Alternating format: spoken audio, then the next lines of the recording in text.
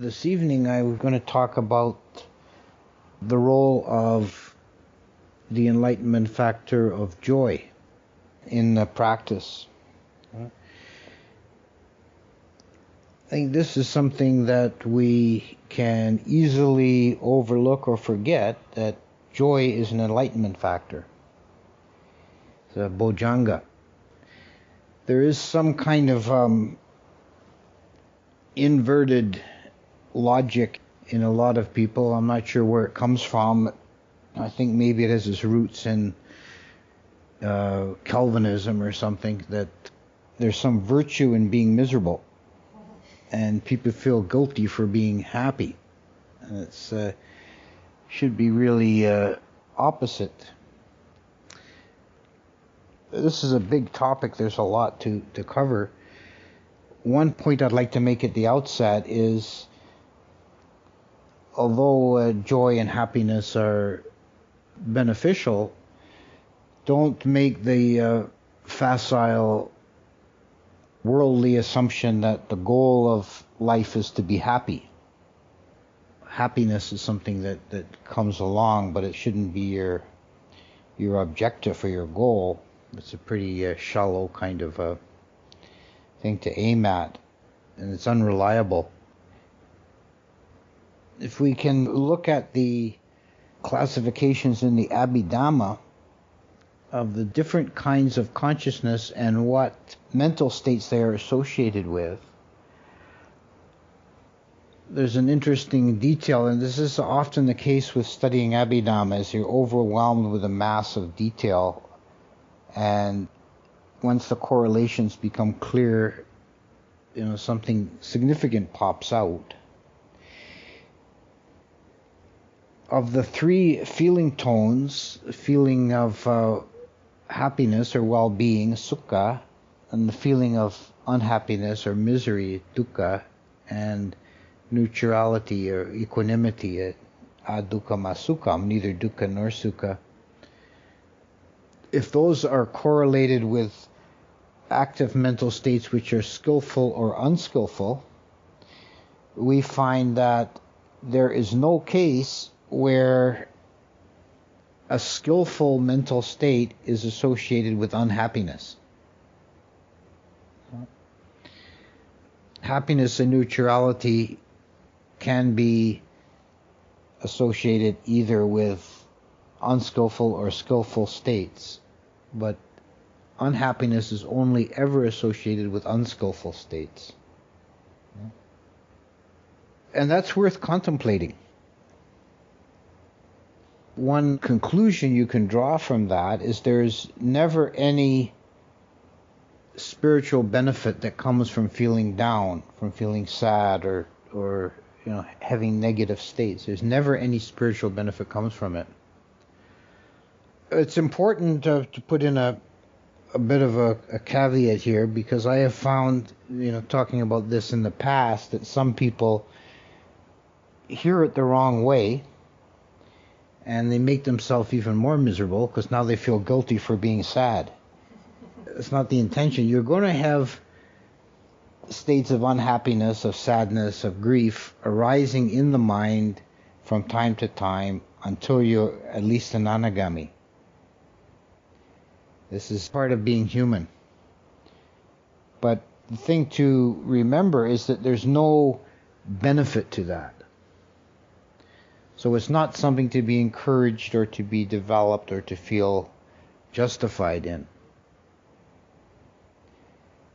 Another significant detail from the Abhidhamma is that the feeling tone of joy or happiness, sukha, and its relationship to kama, it acts basically as a kama intensifier. If you do a good deed, a generous act, with a heart of joy, it's more beneficial to you. The kama is stronger than if you do it in a neutral way, or if you do it reluctantly, then it's even less.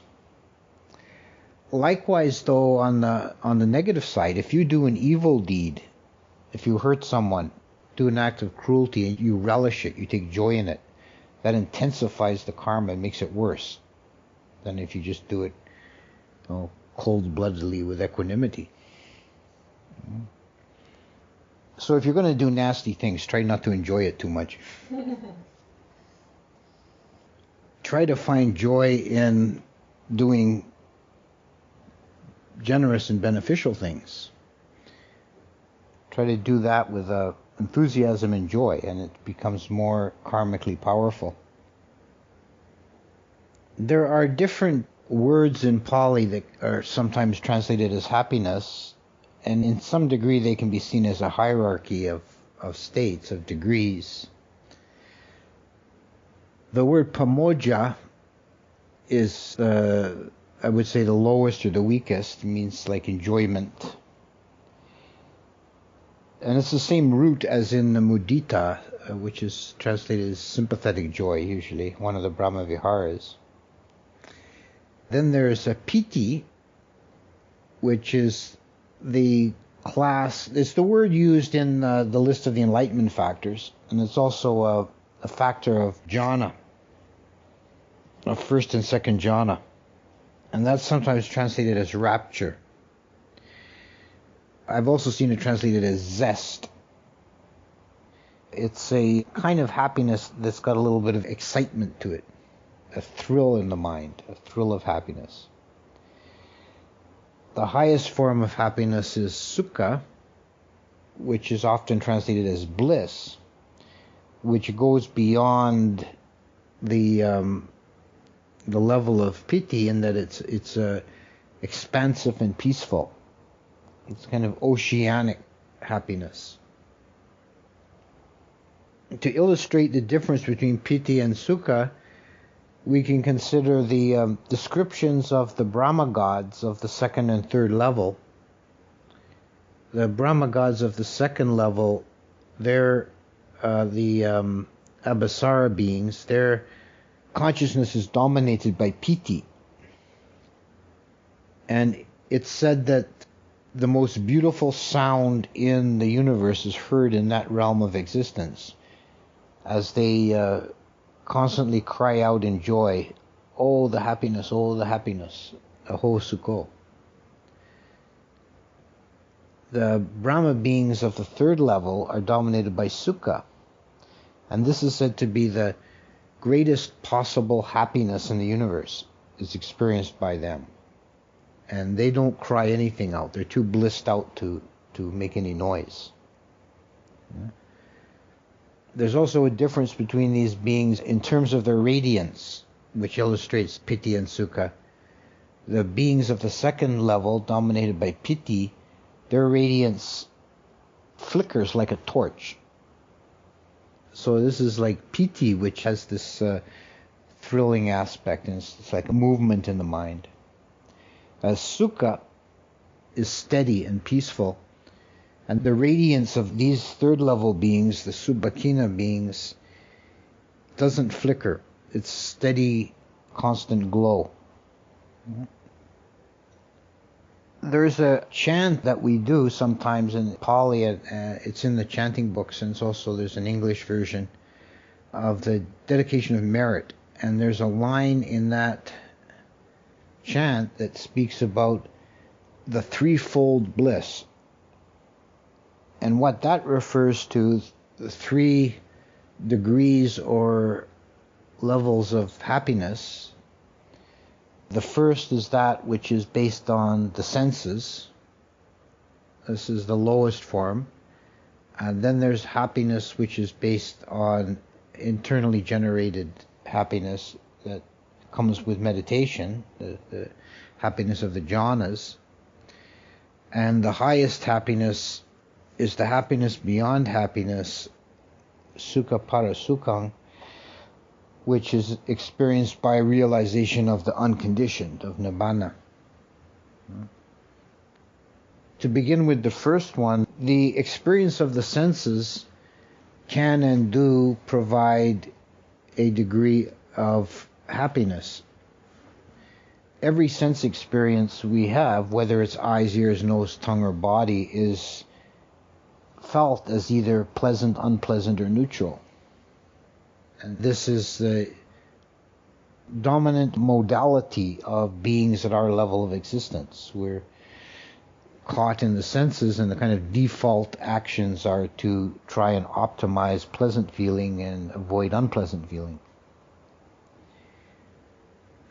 And the happiness that comes from the senses is unreliable. For one reason is that it is dependent on external factors. It requires a sense object to please the body or the mind or the tongue. And if that is not present, then the happiness is not felt, and one might feel desire and longing and therefore unhappiness.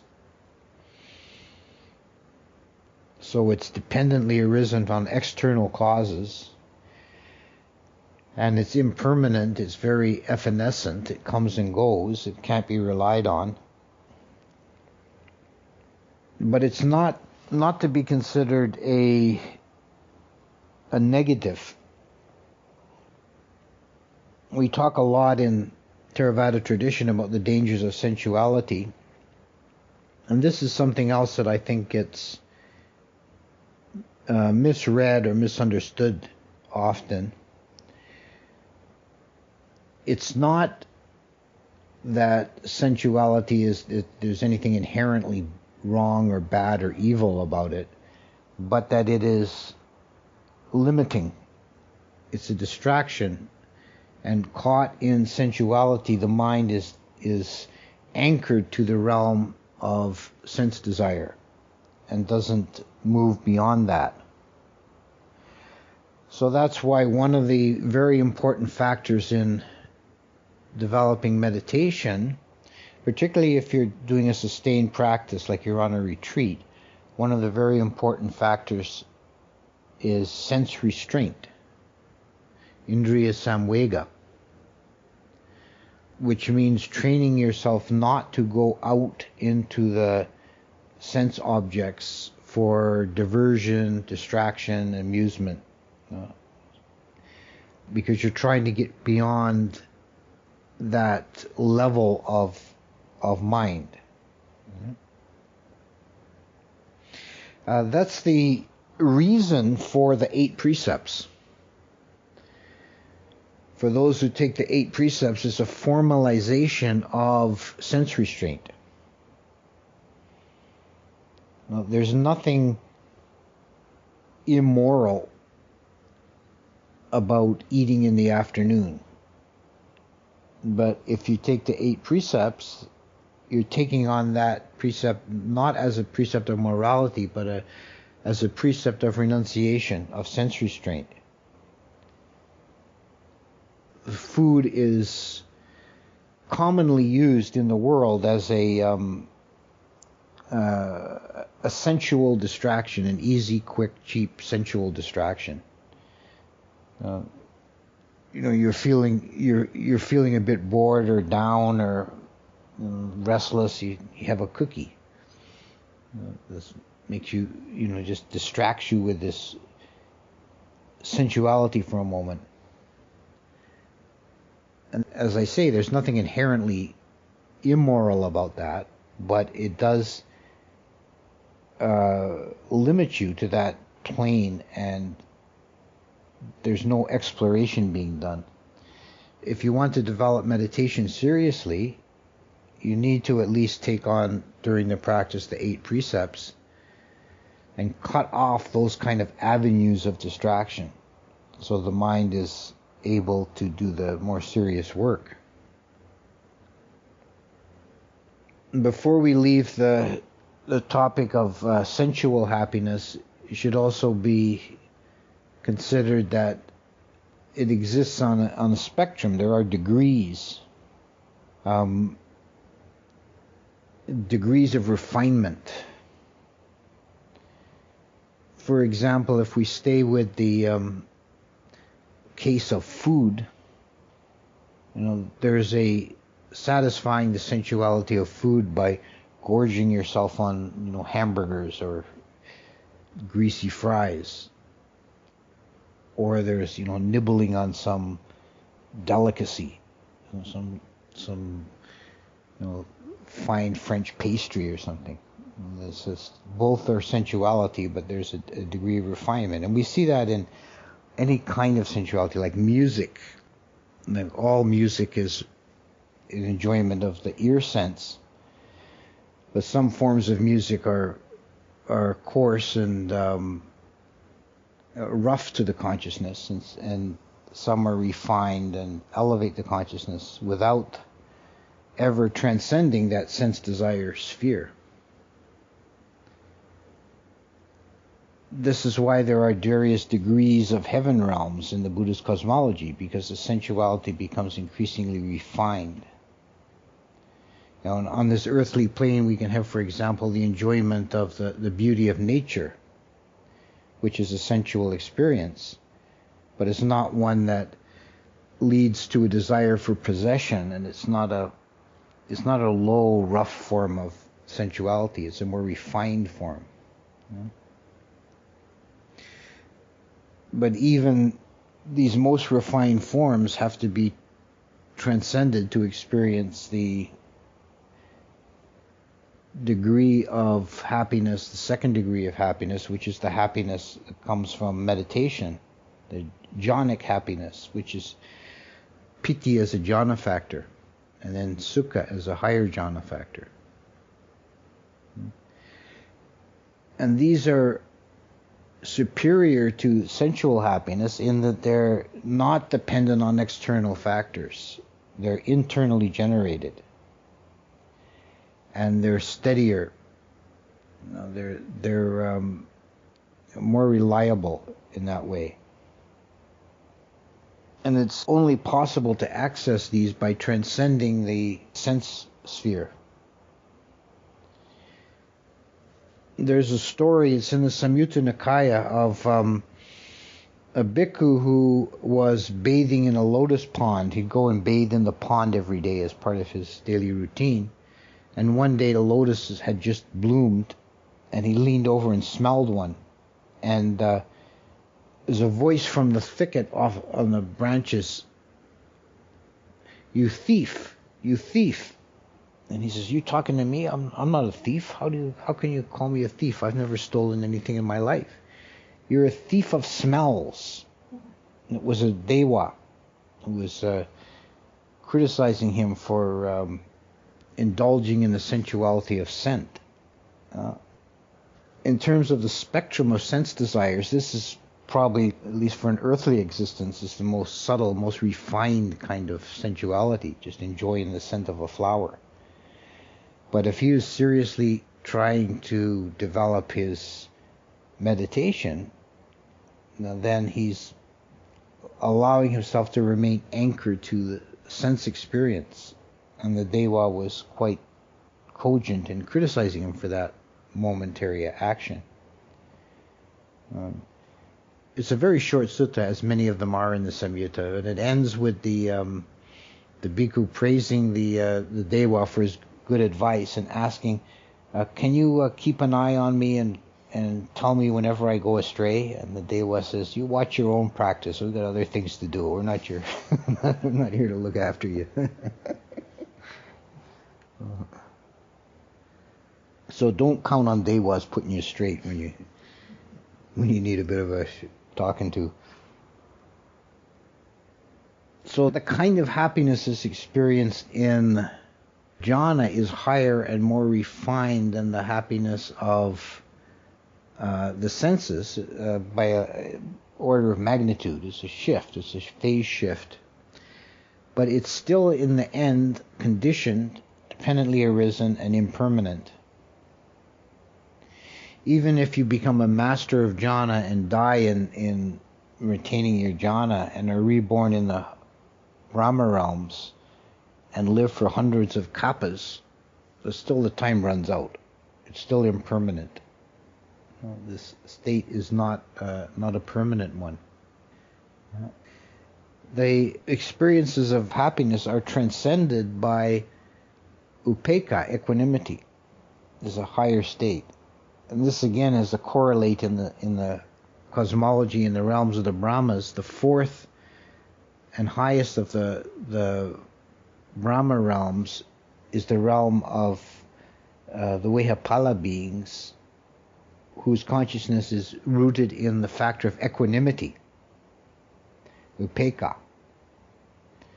So this feeling of upekkha is beyond any form of happiness. So this is also important to keep in perspective, that while happiness exists in degrees and kinds and is spiritually positive, in the end there's something higher and more refined than happiness, and that's equanimity, upekkha. Upekkha as a spiritual virtue is not indifference, it's not dullness, it's full on, fully awake, fully aware, fully conscious, and absolutely at peace, not troubled by anything. This factor is dominant in the fourth jhana, and it's also a important factor in the development of vipassana. On the insight path, the stage of equanimity about formations is not yet, it's not enlightenment, but it's the jumping off place. It's the state from which enlightenment is possible. And it's as far as you can go by striving.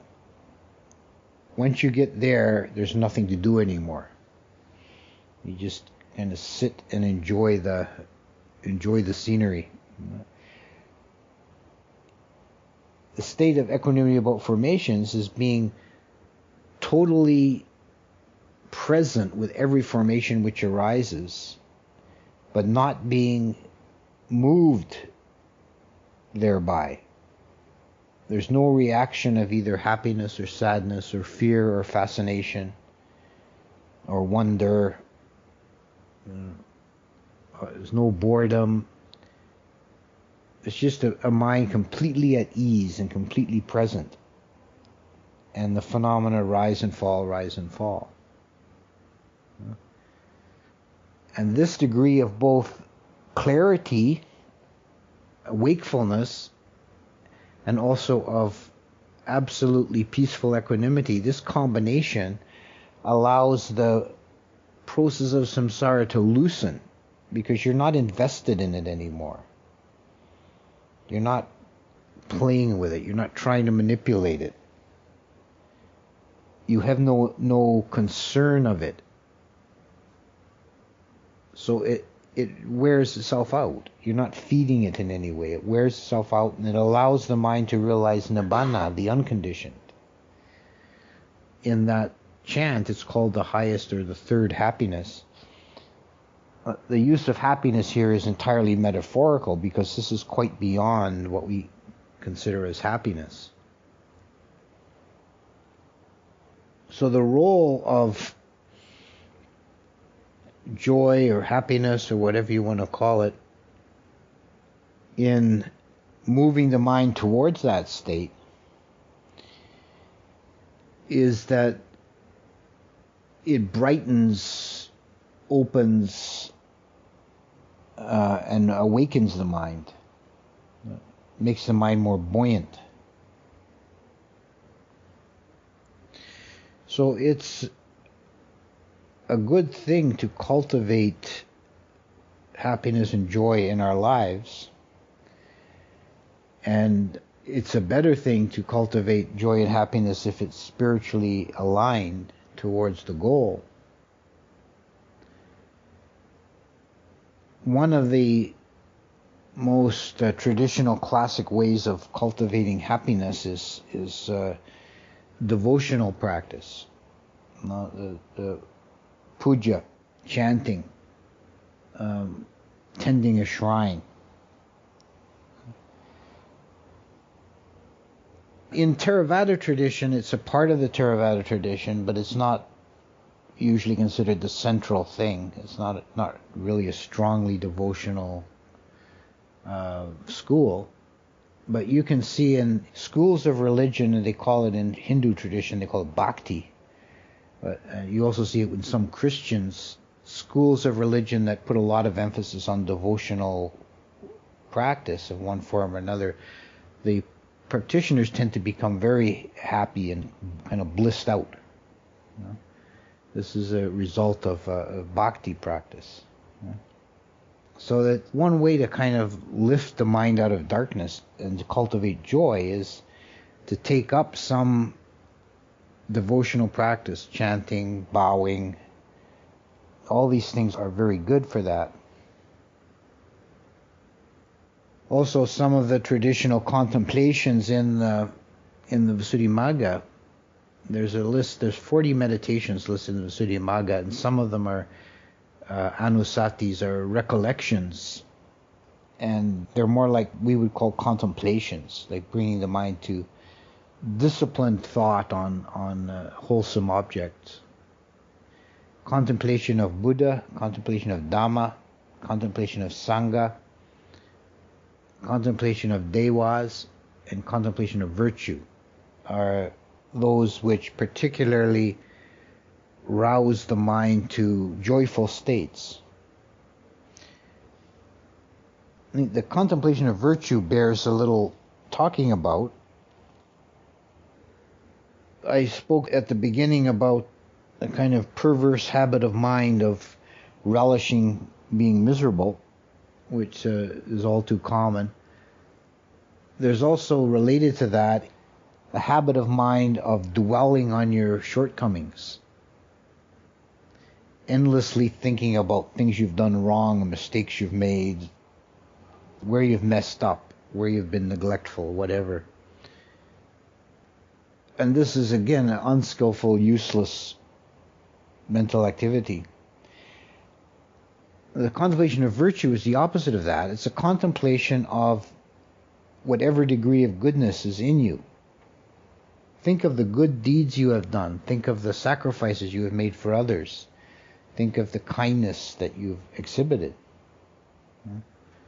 Think of your morality. To let the mind go there, dwell on that. I think people are sometimes reluctant to do that kind of thing because they think it's like self-aggrandizing. But as long as you're honest with yourself, you recognize you have shortcomings. It's important to note them, recognize them, and work on overcoming them, but not to dwell on them and wallow in them, think about them, and to castigate yourself for them. It's much more useful to focus on things you've done well and good. This is actually something that's very useful to bring to mind of someone who's in their last stage of life, someone who's dying. If you can get them to recall and recollect good deeds they've done. Now this puts that karma to the head of the queue. But we can do this at all times.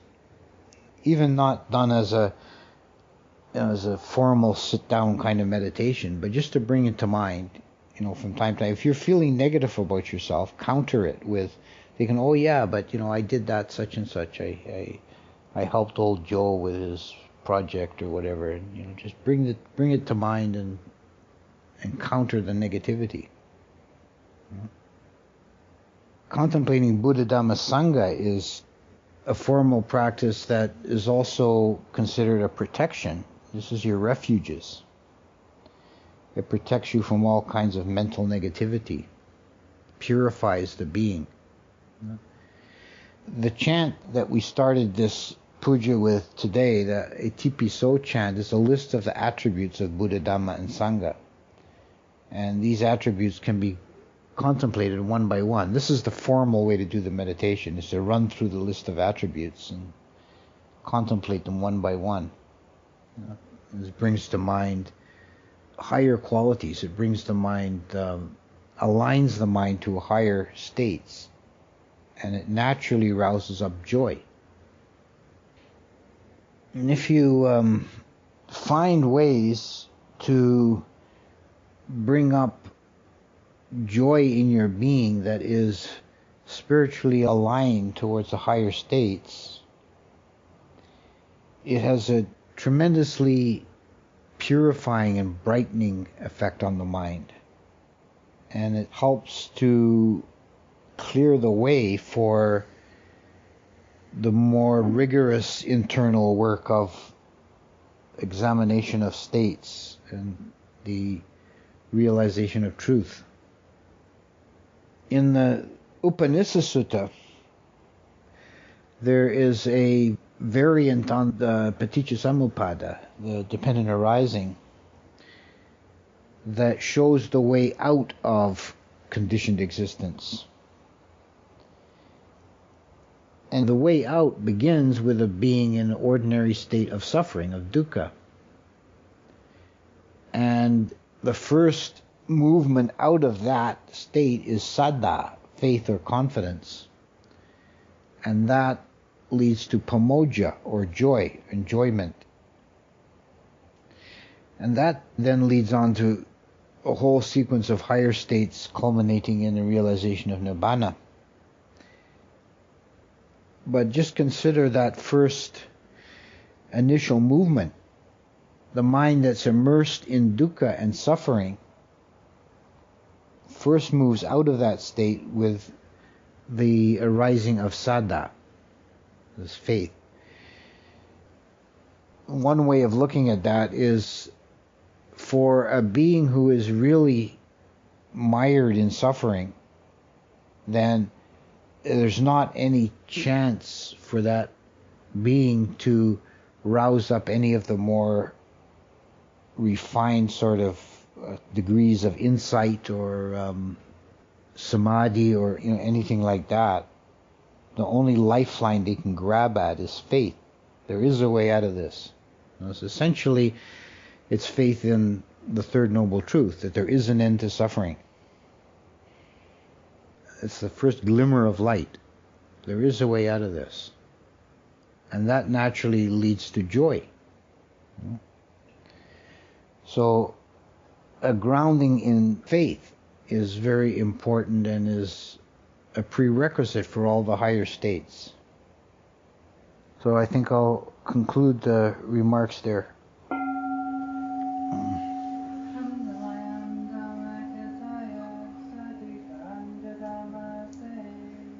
Sadhu